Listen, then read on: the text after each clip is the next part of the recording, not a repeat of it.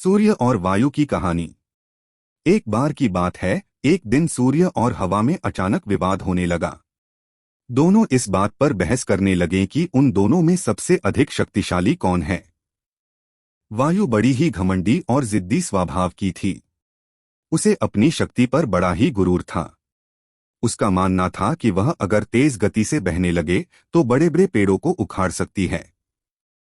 उसमें मौजूद आर्द्रता नदियों और झीलों के पानी को भी जमा सकती है। अपने इसी घमंड के चलते वायु ने सूर्य से बहस करते हुए कहा, मैं तुमसे ज्यादा शक्तिशाली हूं। मैं चाहूं तो किसी को भी अपने झोंके से हिला सकती हूं। सूर्य ने हवा की बात मानने से इनकार कर दिया और कहा, बड़े ही शांत तरीके से कहा, देखो, कभी भी अपने पर घमंड नहीं करना चाहिए। हवा यह सुनकर चिढ़ गई और खुद को ज्यादा शक्तिशाली बताती रही। इस पर दोनों आपस में बहस कर ही रहे थे कि उन्हें तभी रास्ते में एक आदमी दिखाई दिया। उस आदमी ने कोट पहना हुआ था। उसे देखकर सूर्य के मन में एक योजना आई। उसने हवा से कहा, जो भी इस आदमी को उसका कोट उतारने के लिए मजबूर कर देगा, उसे ही अधिक शक्तिशाली माना जाएगा। हवा ने बात मान ली और कहा, ठीक है, सबसे पहले मैं कोशिश करूंगी। तब तक तुम बादलों में छिप जाओ। सूर्य बादलों के पीछे छिप गया। फिर हवा बहने लगी। वह धीमे धीमे बहने लगी, लेकिन उस आदमी ने अपना कोट नहीं उतारा। फिर वह तेजी से बहने लगी।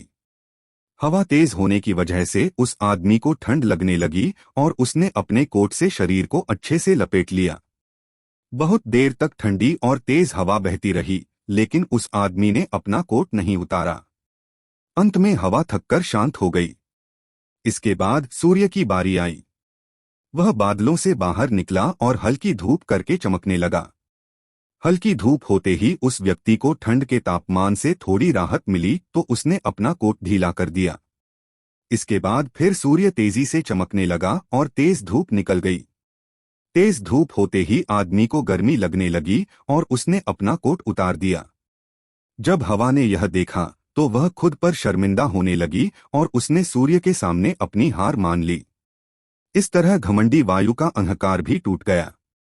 कहानी से सीख, खुद की योग्यता व ताकत पर कभी घमंड नहीं करना चाहिए, क्योंकि घमंड करने वालों की कभी जीत नहीं होती है।